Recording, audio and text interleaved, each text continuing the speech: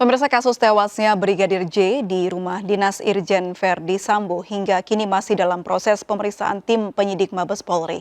Dan untuk mengetahui informasi terkini terkait kasus penembakan Brigadir J di rumah Irjen Verdi Sambo, kami sudah terhubung dengan rekan jurnalis Camar Hainda di Mabes Polri Jakarta. Camar, selamat sore. Bagaimana perkembangan kasus penembakan Brigadir J saat ini?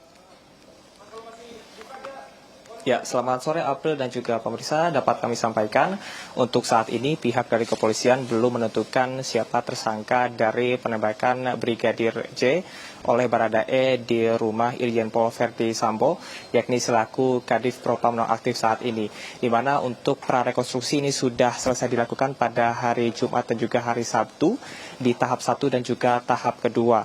Dan untuk kasus ini memang sudah naik dari tahap penyelidikan menjadi tahap penyidikan. Kemudian juga untuk gelar perkara juga sudah rampung dilaksanakan pada hari Jumat kemarin.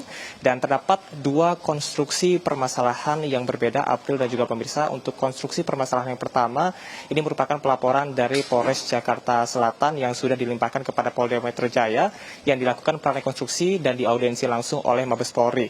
Dan ini adalah pelaporan yang dilakukan oleh pihak dari istri Kadif Propam Irjen Pol Verdi Sambo dan atas nama Putri Chandrawati. Sementara untuk konstruksi permasalahan yang kedua, ini adalah yang dilaporkan ke Mabes Polri terkait dengan pembunuhan berencana dan saat ini memang masih belum diselidiki, dan hal inilah yang menjadi problematika dan dipermasalahkan oleh kuasa hukum dari keluarga Brigadir J, maksud kami, yang mana pada prarekonstruksi yang kedua ini pihak dari kuasa hukum datang dan berbincang begitu bersama dengan wartawan bahwasannya pihaknya belum mengetahui terkait dengan informasi adanya prarekonstruksi dan mengetahui dari media massa.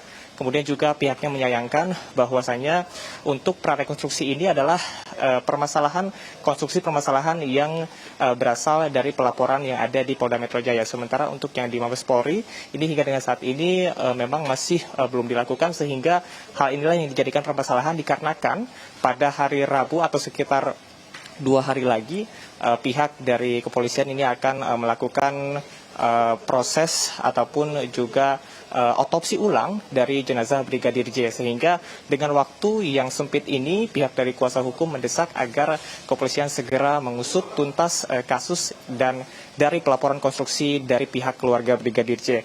Adapun terkait dengan CCTV yang hilang, April dan juga pemirsa, pihak dari Kadif Humas Polri juga sudah menegaskan bahwasannya CCTV yang hilang merupakan CCTV yang ada di TKP ataupun di dalam rumah Verdi Sambo. Sementara untuk CCTV yang berada di sekitar rumah dan juga jalan dari Baradae dari Magelang menuju ke Jakarta ini sudah diamankan dan sedang dilakukan proses dari kalibrasi pencocokan waktu agar dapat menemukan titik terang terkait dengan kasus ini. April. Baik, terima kasih Camar Hainda melaporkan langsung dari Bareskrim Jakarta. Selamat bertugas kembali.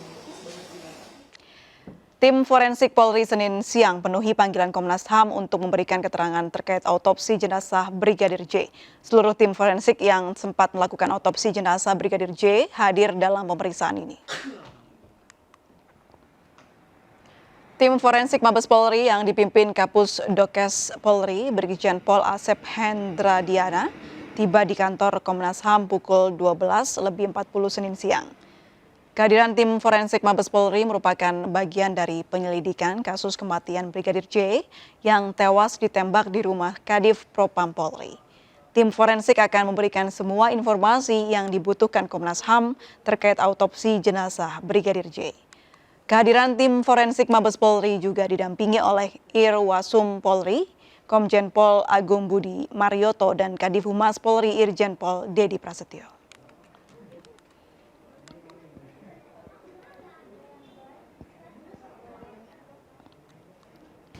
Saya bersama Kadif Humas dan tim dari forensik hadir memenuhi undangan atau panggilan dari Komnas HAM yang diagendakan, dijadwalkan pada pukul 13.00 siang ini. Oleh karena itu, saya tentu menjabarkan arahan Bapak Kapolri bahwa penyidikan ini harus transparan. Maka saya hadir di sini, saya antar tim kedokteran forensik kita, dan saya tidak ikut di sana, biar yang menanyakan dari teman-teman dari Komnas HAM. 4 pelaku penembakan istri anggota TNI dan seorang penyedia senjata api rakitan berhasil ditangkap aparat gabungan TNI Polri. Kopda Muslimin diduga menjadi dalang penembakan terhadap istrinya. Kopda Muslimin saat ini masih buron dan dalam pengejaran aparat gabungan TNI Polri. Tidak hanya terancam KUHP pembunuhan berencana dengan hukuman maksimal 20 tahun hingga hukuman mati, oknum anggota TNI ini juga diancam hukuman berlapis sanksi militer. Sementara 4 pelaku yang menjadi eksekutor mau melakukan penembakan lantaran diberi upah H-3 sebelum penembakan. Senjata api rakitan dibeli dari salah satu pelaku seharga 3 juta rupiah. Keempat tersangka kemudian melakukan pematangan perencanaan dengan mendatangi TKP pukul 8 pagi. Lantaran tembakan pertama tidak mematikan, para pelaku kemudian mendapatkan perintah kembali dari Kopda M untuk melakukan penembakan yang kedua. Kopda M memberikan imbalan uang 120 juta rupiah kepada para pelaku saat istrinya dirawat di rumah sakit. Jadi dari pelaksanaan penembakan itu jam 11, jam 8 sudah merencanakan ini. Bahkan dari salah satu pelaku yang sudah kita periksa bahwa suami korban telah memerintahkan menyuruh saudara Babi tidak hanya melakukan penembakan. Jadi sebelumnya itu 1 bulan yang lalu keterangan, ini baru keterangan ya, belum kita cross check. Dia sudah memerintahkan Babi untuk meracun istrinya. Yang kedua mencuri. Jadi pura-pura mencuri yang jelas targetnya istrinya itu mati. Kemudian yang ketiga dia menggunakan santet. Tapi belum kita cross check kepada pelaku suami karena suaminya masih dalam pencarian. Tetapi perencanaan ini timbul di saat sebelum eksekusi dilakukan sudah menyiapkan senjata.